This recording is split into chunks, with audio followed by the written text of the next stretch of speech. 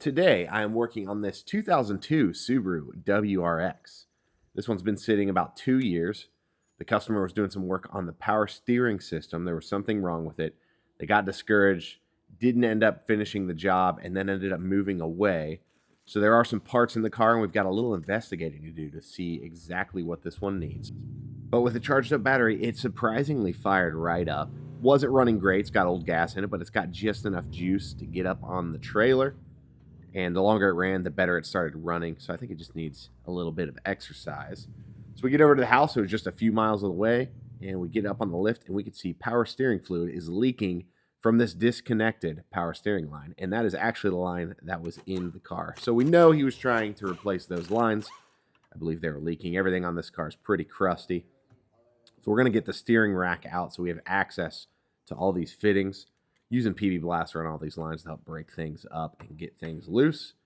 I got both tie rod ends disconnected, got the steering rack out over on the bench, started working those lines back and forth with some more PB Blaster, really breaking this stuff loose. Thankfully, everything came apart without too much effort, so thankful for that.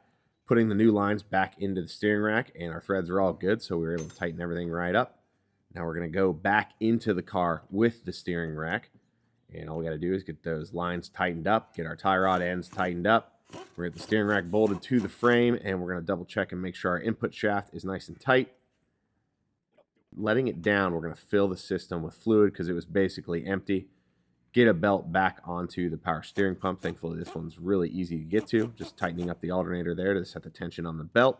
And we're going to fire this up, and we're going to pretty quickly shut it right back off because that reservoir is going to get drained. And before it drains, we need to fill it back up so we don't put air through the whole system again. Now we're running. Power steering system has no leaks, but the exhaust does have a leak that you can hear there. And this flange was solid in one piece of rust. Bolt had to get torched out. And then once it cooled down, we did our little paper trick to get our gasket template there. Went to the store, got the right gasket, put that back in. Boom, that flange is fixed. But we had several broken spots due to rust. So this one I was able to just barely get welded back up, patched up for the customer.